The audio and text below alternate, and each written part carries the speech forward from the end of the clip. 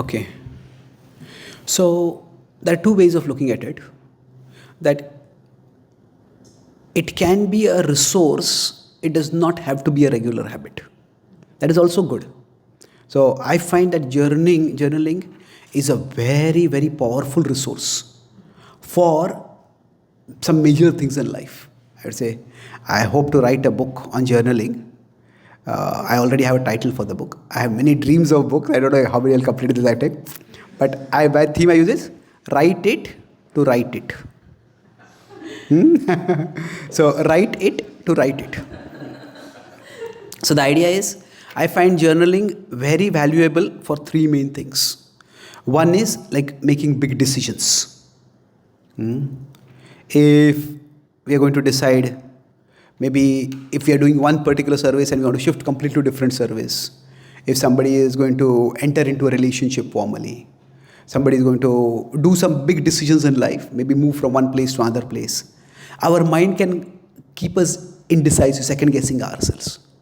So what happens is that if we write our thoughts down, okay, this is all that I'm thinking about, and then we write it down, get it out, and then analyze it. Okay, these are pros, these are cons, these are undecided. And then we get more information, we revisit and gradually refine it over a period of days or weeks. And then we get a product of our intelligence ready for us. And then afterwards we take a decision. It's not guaranteed that decision will be right, but at least we will have our thinking right. And then we can be firm if we start becoming discouraged and mind starts second guessing ourselves. These are the reasons why I did this. These reasons still hold true, so I'll stay committed to it. But sometimes life is unpredictably changeable. And then we may decide also, all these factors have changed. I took the decision because of those factors. I will change the decision. We'll be flexible. So it's a very big resource for decision making. So the second thing it helps is in dealing with strong anarthas. So we all have some weaknesses, but some of us may have some conditions which are very strong. So then maybe keeping a track of our battles and what worked and what didn't work. That helps. So for example, if say I tend to get angry, then I can note down if in certain classes I hear some points about the dangers of anger, or I have myself had some experiences of how anger got me into a lot of trouble, or how not getting angry saved me from a lot of trouble. So basically, when that urge, when that emotion becomes very strong, at that time, it's very difficult for our intelligence to become active at that particular time. So if we have already activated the intelligence and kept the product of that intelligence ready with us in an accessible way, then what happens? We can refer to that. So we journal and we come up with strategies, tips, insights, quotes, whatever that work for us. So for dealing with strong anarthas, it is very helpful. And third thing is, it's like important relationships. The relations that are important but are also difficult for us. Maybe with some person we have to have a relationship and it's important, but we are different and sometimes they hurt us, sometimes we hurt them. So keeping a track. So because sometimes we learn, okay, this thing is important for this person, but we forget it. That this is how I should be dealing, this is how I should not be dealing. So especially for important relationships, it's quite helpful. It can keep us on track. Bhakti Tirtha Maharaj would write a letter to Prabhupada every day. That was his way of connecting with Prabhupada. What I did for you, So now, some devotees write prayers to Krishna every day. Or it's like a daily report to Krishna. That it's like for important relationships. So these three things, it's very helpful to have journaling as a resource available for us. Now, having said this, our lives are busy. And if we already have so many things to do and journaling becomes one more thing to do, it can become a burden. See, we will not always feel the need for journaling. So when we feel the need, it's like in this way. This way, you can say it's a tool that use when needed. It's like somebody may learn self-defense. Hmm? They may learn some karate or whatever, jiu-jitsu or whatever.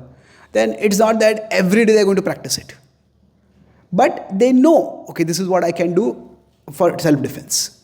Now somebody else may start learning it and they may decide they practice it daily because it keeps me fit. So if we want to do a daily journal, so this is, now for daily, there are again 3 structures which I find very helpful.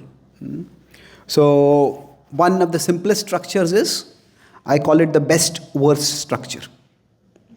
Best worst means what? What was the best thing that happened to me, and what is the best thing that I did? And what are the worst thing that happened to me, and what are the worst thing that I did? And don't just write that down, write also the why. Why was this the best thing? And why was this the worst thing? So that way, not everything in our day is necessarily important. But what is important and why we consider it important, that will help us to develop greater.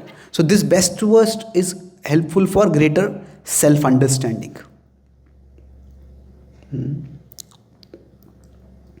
Now the other is that we could, if you want to do it daily, sometimes it's like a gratitude journal.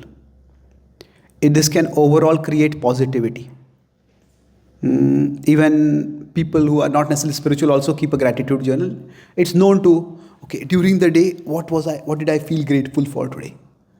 Or what was something that happened at that time, but I didn't feel grateful. But now I look back at, I should have, it was something really good, but I didn't notice it.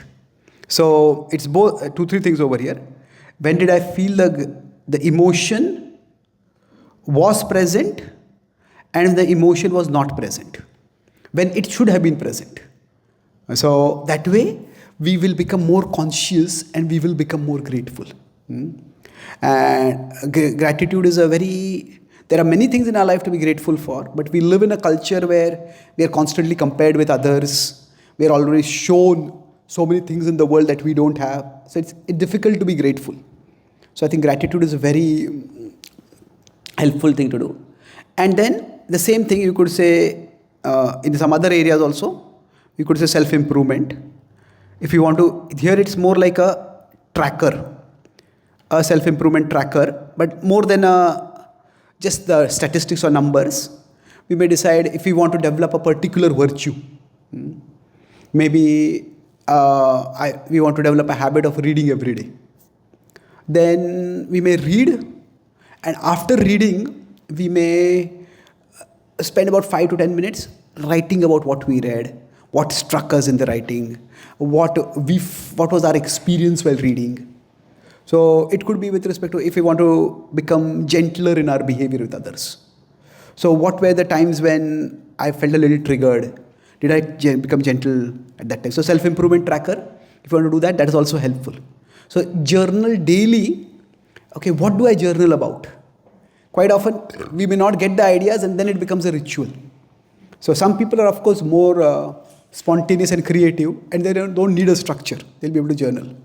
But some of these structures can be helpful, and if we find it helpful, again I think it's a tool. If you find it helpful, continue it. If you don't, then no need to. We can have it as a resource to use when needed. Okay, thank you.